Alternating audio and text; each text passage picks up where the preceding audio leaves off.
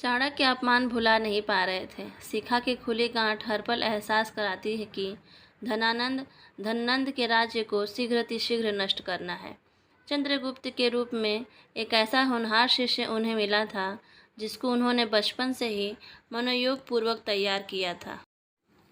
अगर चाणक्य प्रकांड विद्वान थे तो चंद्रगुप्त भी असाधारण और अद्भुत शिष्य थे।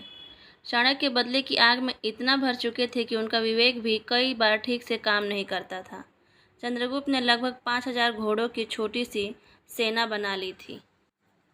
सेना लेकर उन्होंने एक दिन भोर के समय ही मगध की राजधानी पाटलिपुत्र पर आक्रमण कर दिया।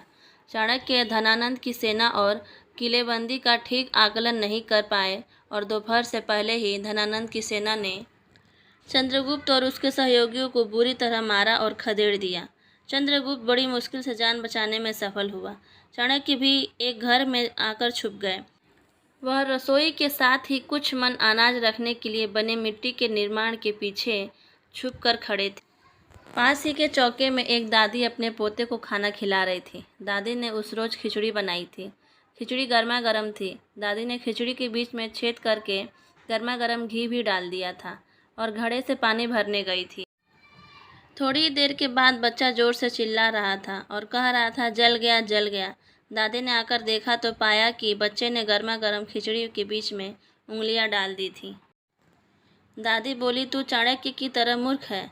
अरे गर्म खिचड़ी का स्वाद लेना हो तो इसे पहले कोने से खाया जाता है और तूने मूर्खों की तरह बीच में ही हाथ डाल दिया और अब रो रहा है। चाणक्य बाहर निकल आए, बुढ़िया के पांव छुए और बोला, आप सही कहती हैं कि मैं मूर्ख ही था, तभी राज्य की राजधानी पर आक्रमण कर दिया और आज हम सबको जान के लाले पड़े हुए हैं।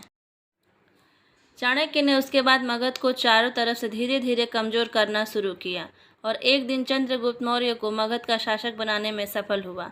कहानी अच्छी लगी हो तो प्लीज़ लाइक, सब्सक्राइब, शेयर करें, चैनल को सपोर्ट करें।